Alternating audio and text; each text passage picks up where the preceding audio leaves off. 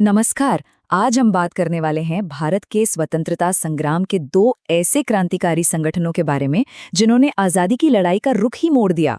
तो चलिए समझते हैं एचआरए और एचएसआरए की पूरी कहानी।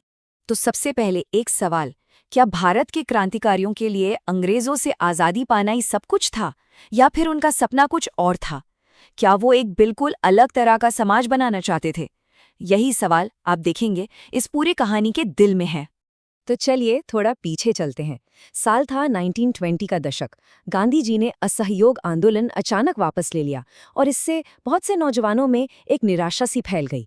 उन्हें लगने लगा कि नहीं, सिर्फ शांति से बात नहीं बनेगी, आज़ादी के लिए कोई और ज्यादा क्रांतिकारी रास्ता अपनाना ही होगा।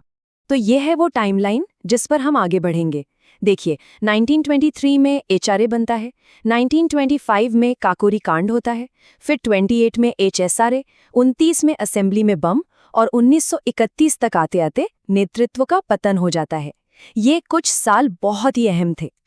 तो इस कहानी की जो पहली चिंगारी थी वो थी हिंदुस्तान रिपब्लिकन एसोसिएशन यानी एचआरए, जिसने सशस्त्र विद्रोह का बिगुल फूंका।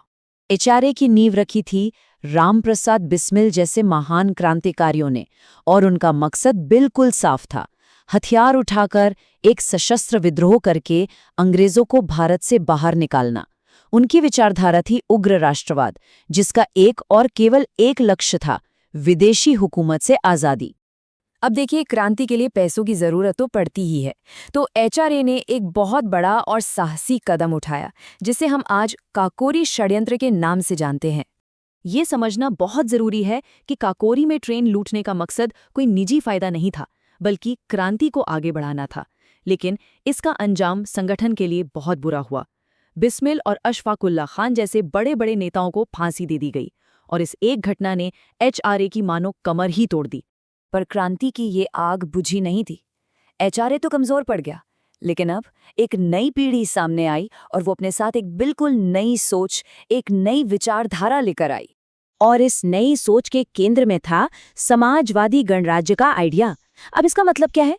इसका मतलब सिर्फ अंग्रेजों से आज़ादी नहीं था, बल्कि एक ऐसे देश का सपना था जहां कोई किसी का शोषण न करे, न कोई अमीर गरीब का, न कोई विदेशी ताकत हमारे देश का।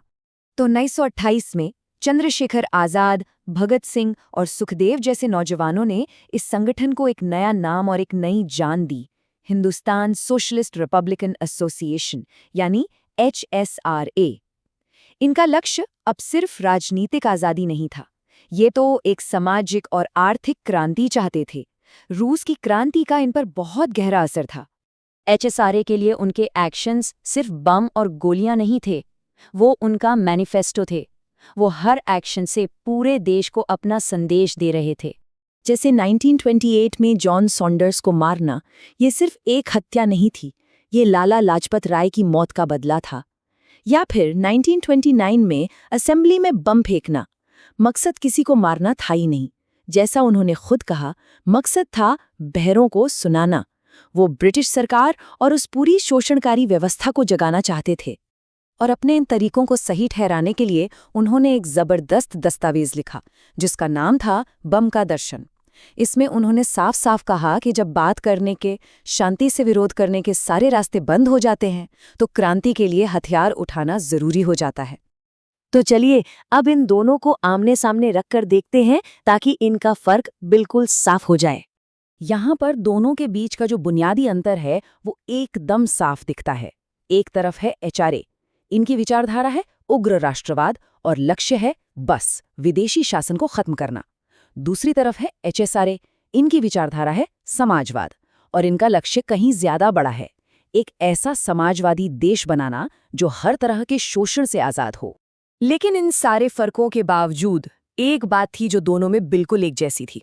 एचआरए हो या एचएसआरए, दोनों का ये मानना था कि सिर्फ अहिंसा से आज़ादी नहीं मिलने वाली, हथियार उठाने पड़ेंगे, संघर्ष करना पड़ेगा। और यही एक सोच उन्हें गांधी जी के रास्ते से बिल्कुल अलग करती थी। तो अब सवाल उठता है कि इस आंदोलन का हुआ क्या? देखते हैं कि ये क्रांतिकारी आंदोलन अपने पीछे क्या विरासत छोड़ गया। देखिए, चंद्रशेखर आजाद शहीद हो गए, भगत सिंह, सुखदेव और राजगुरु को फांसी दे दी गई, और इन बड़े नेताओं के जाने के साथ ही 1931 तक आते आते ये संगठन भी बिखर गया।